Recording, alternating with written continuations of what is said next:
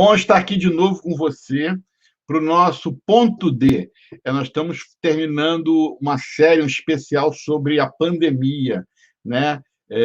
Nós temos trazido pessoas aqui para contar algumas experiências sobre esse momento histórico. Aliás, o objetivo é que daqui a 20 anos, 20 anos é pouco, daqui a uns 50 anos, né, ou 100 anos, sei lá quando as pessoas começarem a falar sobre o que aconteceu em 2020, eles vão lá no YouTube, ou sei lá o nome que vai ter na época, e vão colocar essa entrevista. Aí vão ouvir esses depoimentos que a gente está tirando e vão tomar conclusões, né? Não vão achar que é uma gripezinha ou coisa parecida. Hoje a gente está recebendo alguém que está na linha de frente, alguém que além de estar na linha de frente por ser enfermeira, é uma bailarina que precisa também ter muito jogo de cintura nesse momento, não é verdade? A Suelen está com a gente hoje aí. Entra aí. Tudo bem, Suelen? Olá, tudo bem? Prazer imenso estar participando deste programa, viu? Não, obrigado você por tirar o seu tempo, que você, como diz, podia estar descansando, podia estar dançando, mas tirou um tempo para estar com a gente aqui. Valeu, muito obrigado. E me conta um pouco dessa sua experiência na linha de frente. Como é que está? Você está no SAMU, não é isso? Isso, sou de Marília, né, interior de São Paulo. Atualmente estou trabalhando no SAMU, na UTI móvel do SAMU. De março, né, final de março do ano passado, né, quando começou a pandemia, o medo se instalou, né, na nossa equipe, em todo mundo, né, como vencer este inimigo, né, invisível. Poucas informações a gente tinha a respeito. Foi quando a gente começou a se pesquisar mais, né, se aperfeiçoar para poder saber lidar com essa doença nova que estava surgindo, né? Então, para a gente foi bem difícil o começo, né? Muito medo de se contaminar, de contaminar os familiares, né? Foi bem difícil, né? Ainda nós estamos passando por um momento mais crítico, né? O cenário mais difícil que a gente tem vivido hoje aqui na cidade de Marília, né? Então, assim, hoje a gente já consegue, a gente já aprendeu a lidar, mas de certa forma o medo ainda existe, né? Então, todas as precauções necessárias a gente toma para poder evitar se contaminar. Não é verdade. Agora, para o pessoal ter uma noção, nós estamos falando em janeiro de 2021, 15 de janeiro de 2021. Né? As pessoas que eu entrevistei do primeiro grupo estavam falando ainda do que tinha acontecido lá em junho, em maio, em março, mas não, nós estamos aí. Alguns países falam que está na segunda onda, mas o Brasil não parou onda nenhuma, né? Está na mesma onda, né? Só está piorando. Está piorando. A gente tem observado um aumento grande de casos, né, aqui em Marília, né, principalmente. Hoje a gente teve a reclassificação do governo, né, de São Paulo, do plano de contingência do coronavírus, e nós entramos na fase vermelha, né, que é a fase onde fecha todos os serviços não essenciais. Então, assim, estamos com as UTIs 100% ocupadas, né? Nós já começamos desde a semana passada a fazer transferência para fora de Marília, para as cidades vizinhas, né? Lembrando que Marília, ela é referência para os municípios vizinhos, mas a situação está tão caótica que a gente está enviando paciente, transferindo paciente para as outras cidades que às vezes não têm o recurso necessário, né? E o manejo necessário para tratar de um paciente de Covid. Então, assim, é bem preocupante. Nesse momento, no Brasil, nós estamos passando uma crise enorme na cidade de Manaus, né? Está faltando, inclusive, oxigênio. Tem gente morrendo porque não tem oxigênio. Então, ontem e hoje começou um tumulto. E aí eu estou lendo nos jornais uma coisa que eu fico impressionado. As pessoas estão tratando o que está acontecendo em Manaus como alguma coisa que só acontecer em Manaus. Mas isso pode acontecer em qualquer cidade do Brasil, não é verdade? Com certeza, né? Se continuar aumentando o número de pacientes contaminados, né? Pacientes que necessitam de hospitalização, que precisa de oxigênio, provavelmente isso vai ser comum a gente ver em outras partes do Brasil acontecendo o que está acontecendo em Manaus, né? As Eu, pessoas... como profissional da saúde, eu choro de ver, de imaginar a situação que aqueles profissionais lá estão passando, sensação de impotência, de não poder fazer nada, né? De ver as pessoas agonizando e você não ter o que fazer, né? Então, dói. Não, e as pessoas querem politizar essa situação, né? Não tem nada de politizar, não. É uma questão de realidade. Há meses atrás, o pessoal da população de Manaus brigou para poder para não ter como é que a gente chama no Brasil, um lockdown, não, como é que chama no Brasil? Eles não queriam ficar mantendo o distanciamento. Eles queriam ir para a rua e politizaram e forçaram e foram para as ruas, né? E aí o resultado nós estamos vendo hoje. Então não tem nada de politizar, é a realidade, está acontecendo. E detalhe o seguinte, isso aconteceu em Nova York, cara, há quase um ano. Eles tiveram um problema sério que o povo estava circulando. E os hospitais despreparados, nós estamos falando de Nova York, né? Estavam despreparados, faltou tudo. Faltava cama, faltava... Você acredita, a gente que às vezes olhando assim, poxa, que faltou equipamento na Sul. Aqui faltou equipamento, inclusive uma das entrevistas, a gente é de um diretor de um hospital no estado de Maryland, eles usaram saco plástico como máscara, porque estava faltando máscara. Então, quer dizer, será que isso não serve de exemplo para esse povo? Mas eu acredito, Douglas, que assim, enquanto a situação não está batendo na porta das pessoas, quando não tem um ente querido, né, alguém próximo que esteja contaminando e precisa de atendimento hospitalar, eu acredito que as pessoas não vão se conscientizar. Né? Eu acho que o erro que aconteceu aqui no Brasil foi que quando a gente estava vendo muito o que estava acontecendo na Itália, muitos mortos, né, pessoas morrendo, tal, um colapso total na saúde de lá, né? E assim, a nossa realidade é diferente da Itália, né? E eu acredito que aqui a imprensa só passava isso, né? Então, quando teve o primeiro caso, o Brasil praticamente todo, ele fechou, entendeu? Todo mundo entrou em lockdown, tipo, em abril a gente já estava em lockdown. Então, assim, foi muito tempo e o vírus não tinha circulado, de fato, assim, né, em todas as cidades, né? Então, eu acho que foi isso que quebrou um pouco, porque as pessoas estavam presas dentro de casa, aguardando o vírus, né, o coronavírus chegar nas cidades, e não chegava e ficava aquele negócio tal, e então eu acho que acabou sendo assim uma falta foi um despreparo, né, eu penso, do governo, né, do estadual tal, de acabar fechando, né, e aí as pessoas, aí perdeu-se o crédito, entendeu? As pessoas ficaram muito tempo, viu que não aconteceu nada, então acredita que dessa vez também vai ser da mesma forma, né? Só que aqui, você falou da falta de materiais que aconteceu aí. No começo também aqui a gente teve falta de materiais, né? Nós começamos a comprar por conta, né? Pagamos um absurdo de caro, né? Porque não tinha, né?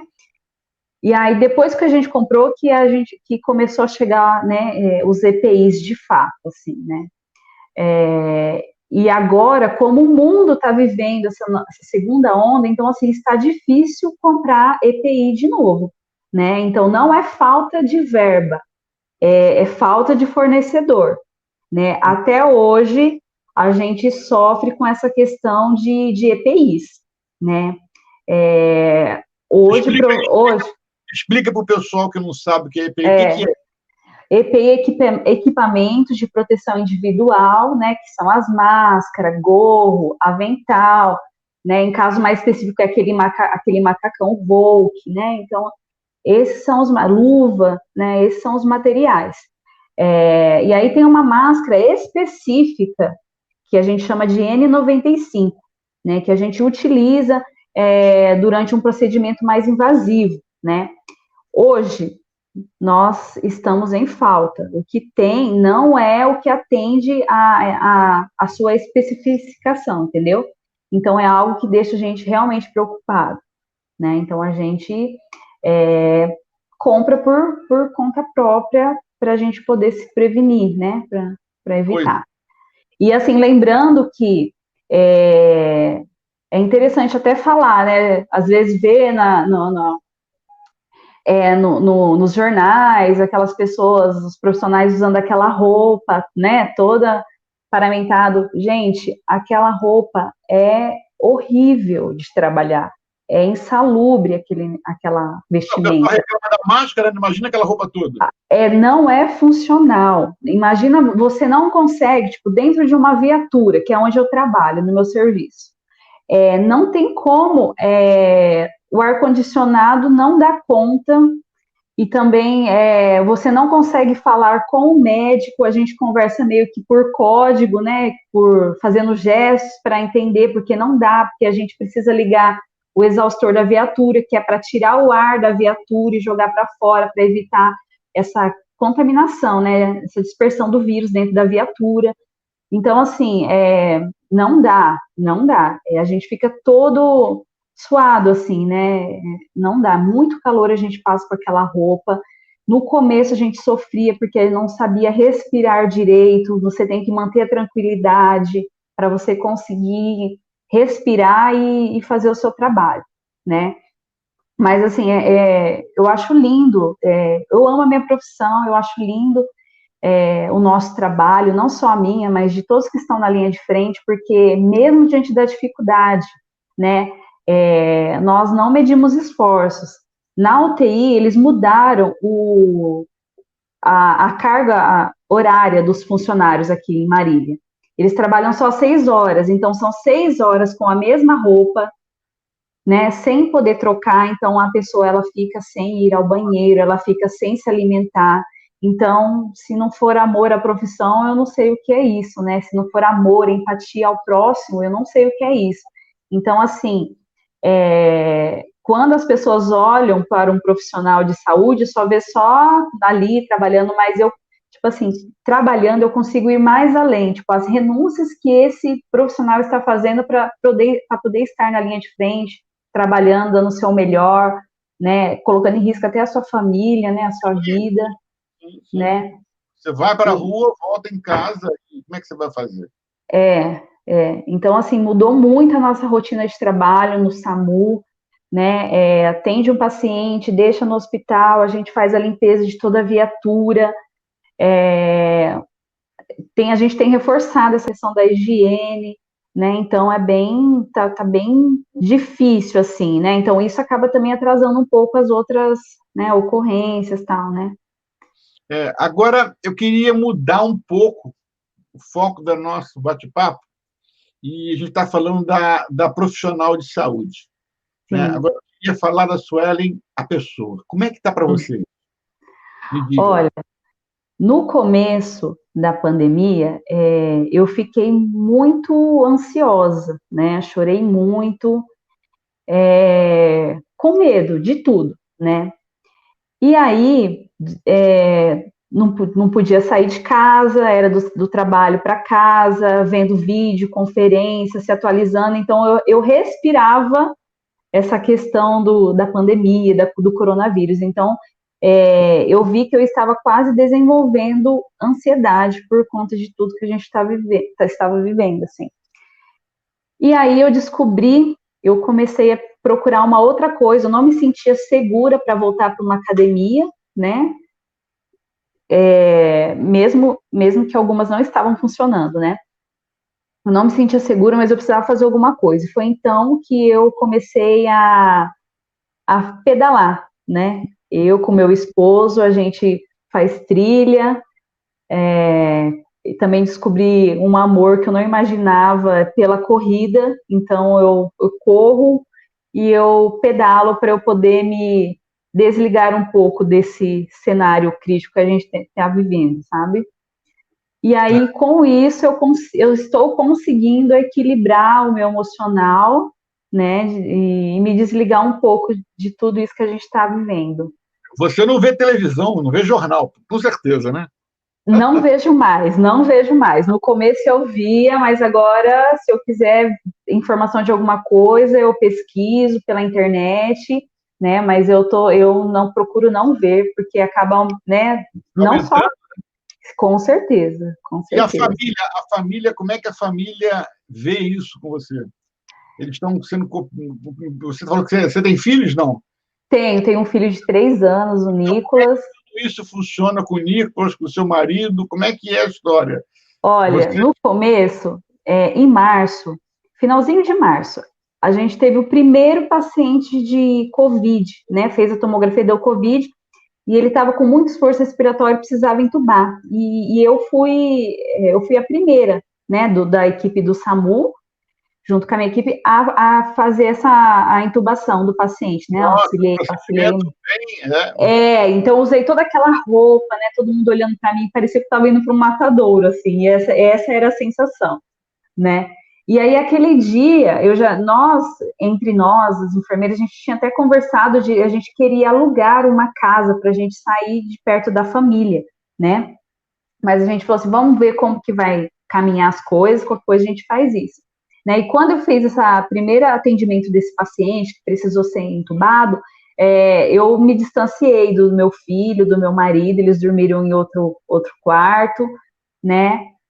E até hoje, se eu atendo um paciente, né, precisa fazer algum atendimento mais invasivo, um paciente suspeita ou confirmado de Covid, eu acabo me afastando do meu marido, do meu filho.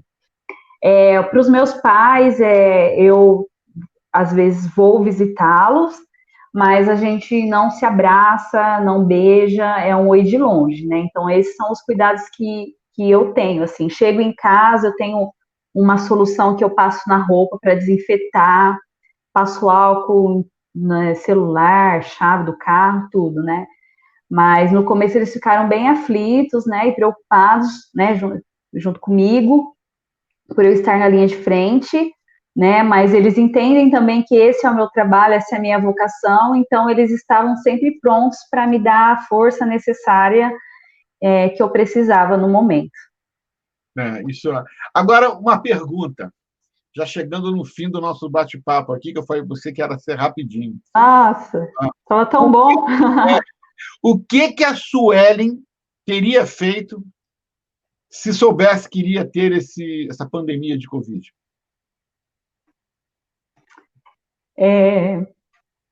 Eu teria abraçado mais, eu teria aproveitado as oportunidades de estar com as pessoas que eu amo, né, de estar com amigos, com a família. Eu vi que a vida ela é muito breve, né, ela passa muito rápido, e hoje a minha visão de vida, de expectativa de vida é muito diferente do que antes da pandemia, né? Então, eu teria aproveitado mais, né? Não só vivido para o trabalho em si, assim, sabe? Mas aproveitado as pessoas, o convívio com as pessoas, né? Eu espero sair de tudo isso uma pessoa melhor e que isso não seja só momentâneo pela fase que a gente está vivendo, né? De distanciamento, mas que isso seja rotina para mim. E a minha última pergunta. Isso não quer dizer que a gente não precisa continuar batendo papo. A gente pode continuar batendo papo. Mas a minha última pergunta para poder a gente encerrar esse programa. Como você vê que vai ser a nossa vida depois da pandemia? Olha, eu espero que todos nós saiamos melhores, pessoas mais empáticas, mais solidárias, mais cuidadosas, mais responsáveis, né? Que nós possamos aprender a lição. Eu acredito que nada nessa vida acontece por acaso, né? E eu espero que possamos ser um ser humano melhor, né? Em todas as facetas das nossas vidas, assim. E o dia a dia da humanidade pós-Covid? Como é que vai ser? Vai ter normalidade? Vai voltar ao que era antes? Não vai? Olha, eu acredito que a gente não volta como antes, né? Apesar da vacina, né? O coronavírus ele está aí, é um vírus que não vai desaparecer, né? Então, alguns cuidados nós vamos ter que ter para sempre, né? Se vê que está gripado, né? Provavelmente a gente vai ter que continuar usando máscara, né? Essa questão da máscara, eu acho que é algo que vai ser comum a nós andarmos pela rua e ver alguém usando, né? Algo que antigamente não era tão visível assim, né? As pessoas não andavam assim. Então, acredito que isso vai ser algo natural, né? Então, eu acredito que algumas mudanças vão ter que acontecer mesmo, né? Até no ambiente hospitalar, eu vejo que, de certa forma, o Covid ele nos fez tomarmos alguns cuidados a mais, né? Questão de higiene, né? Então, eu acredito que não vai ser, nós não vamos voltar ao normal como antes, mas eu espero que nós saiamos melhores, assim, né? Vai ser um novo normal que vai ser melhor do Um que era. novo normal. Sim, sim. Suelen, eu te agradeço demais o seu tempo, né? Um beijão para você, seu marido, seu filho aí, e a gente fica aqui orando e na torcida, né? Para Sim, que Deus continue protegendo você, dando força para essa batalha que está aí, né? E sim, esperando que chegue logo a vacina e que quanto mais rápido todo mundo se vacinar, melhor vai ficar, né? sim, É o que sim, você com falou, né? certeza. A vacina não, por si, para que a gente fique livre da vacina, pessoal, do vírus, pessoal, precisa que o mundo esteja imunizado. Com certeza. Todo mundo no mundo tem que tomar essa vacina, porque enquanto tiver algum lugar no mundo que não esteja vacinado, nós corremos o risco de pegar o vírus de novo e ele mudar e ele ser mutante, né? Com Então, não acredito certeza. que vai tomar vacina e vai sair por aí, né? Leve, livre, solto, não, porque não funciona bem assim. Tá? Sim, Sueli, muito obrigado mais uma vez. Tá? imagina. E você que está assistindo a gente aí, fica ligado para essa nossa série, onde essas pessoas que estão envolvidas emocionalmente, estão envolvidas de forma operacional com essa pandemia, vão estar falando para a gente aqui. Tá? Um beijão para todo mundo. Até o próximo show.